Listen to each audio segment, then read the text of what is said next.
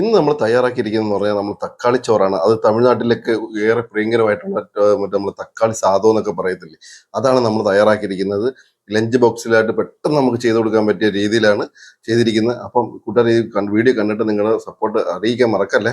അപ്പൊ ഇത് നമുക്കൊന്ന് ടേസ്റ്റ് ചെയ്താലോ.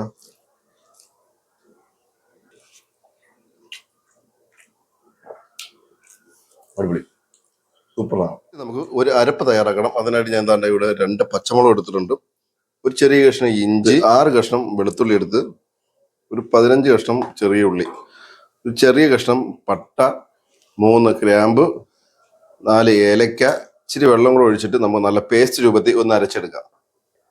അടുത്ത് നമ്മളൊരു ഇരുമ്പിന്റെ ചട്ടി വെച്ചിട്ടുണ്ട്, നല്ലോണം ചൂടായി. അന്നേരം നമുക്ക് വെളിച്ചെണ്ണ തന്നെ എടുക്കാൻ ശ്രമിക്കുക. കുറച്ച് വെളിച്ചെണ്ണ വെച്ച് കൊടുക്കുക. എണ്ണ ചൂടാകുമ്പോൾ ഒരു 1/2 ടീസ്പൂൺ കടുക് ഇട്ട് കൊടുക്കുക. ഒരു 1/2 ടീസ്പൂൺ നമ്മളെ പെരിഞ്ചീരകം കൂടി ഇട്ട് കൊടുക്കുന്നുണ്ട്. കുറച്ച് കരിവേപ്പിലയാണ്.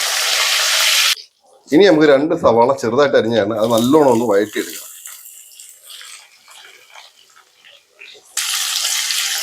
നല്ലോണം കളറൊക്കെ ഒന്ന് വാടി വരണം. കളറൊക്കെ മാറി വരുന്ന സമയത്ത് നമുക്ക് നിർത്താൻ. സവാളയൊക്കെ നല്ലോണം ഒന്ന് വഴന്ന് വന്നിട്ടുണ്ട്. ഈ സമയത്ത് നമുക്ക് തക്കാളി ചേർത്ത് കൊടുക്കാം. ഈ റെസിപ്പിയിലെ മെയിൻ താരം തക്കാളിയാണ്. ഞാനൊരു 4 തക്കാളി ചെറുതായിട്ട് നീളത്തിൽ അരിഞ്ഞെടുത്തിട്ടുണ്ട്, അത് ഇട്ട് കൊടുക്കാം.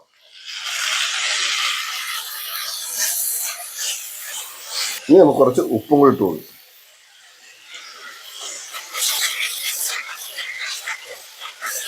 ഇനി നമുക്ക് ഇതിനകത്ത് ചേർക്കണമെന്ന് പറഞ്ഞാൽ നമ്മൾ നേരത്തെ അരച്ച് വെച്ച അരപ്പാണ്, അത് ചേർത്ത് കൊടുക്കാം. ഇതിന്റെ പച്ചമണം മാറുന്ന വരെ നമുക്കൊന്ന് ഇളക്കണം.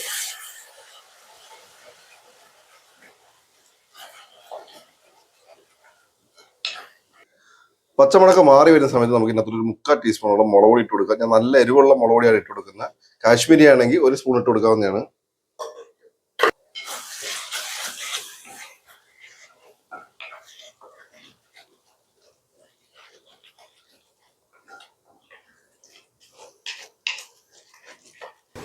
ഇനി നമുക്ക് ഇതിനകത്തോട്ട് ചോറിട്ട് കൊടുക്കാന്നുണ്ട്. ഞാൻ ഒരു പ്ലേറ്റ് ചോറ് എടുത്തിട്ടുണ്ട്, അതിട്ട് കൊടുക്കും.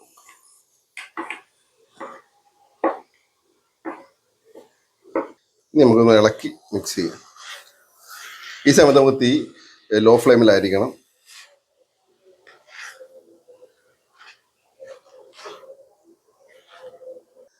അപ്പോൾ ഇനി നമുക്ക് ചേർക്കണമെന്ന് പറഞ്ഞാൽ കുറച്ച് മല്ലിയിലയും കൂടി ഇട്ട് കഴിഞ്ഞാൽ നമ്മുടെ തക്കാളി ചോറ് ഇവിടെ തയ്യാറായിട്ടുണ്ട് കൂട്ടാൻ.